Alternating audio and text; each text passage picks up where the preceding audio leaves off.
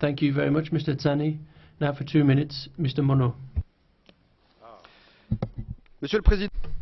President, Commissioner, dear colleagues, in order to exist, the European Union promises to be generous and multiply projects and commitment appropriations, saying it will pay the bill later.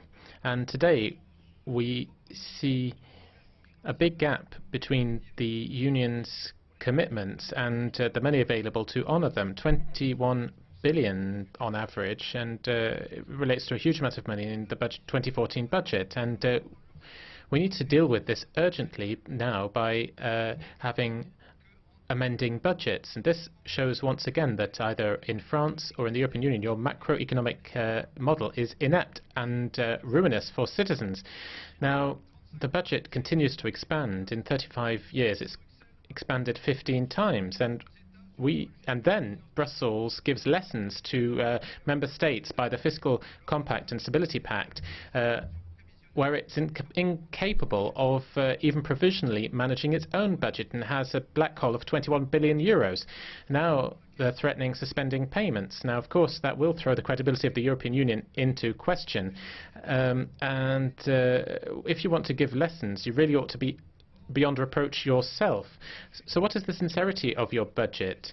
Now, what are you going to say to the boss of a private company who is not going to be paid? You know, your logic is you pay now and adjust the budgets later. Now, what would happen if public sector companies or organizations did that? Now, we've seen now 40 years of budget deficit and many millions of euros going down the drain. Now, citizens no longer wish to contribute to this European Union budget, as we saw when the MFF was adopted in June 2013, and we're now moving on to the logical next step. They're no longer wanting to support Europe at all. So the French patriots tell Mr. Juncker that they no longer, and the speaker's microphone is cut. Thank you very much, Mr. Monot. Now for 2 minutes, Mr. Marinescu.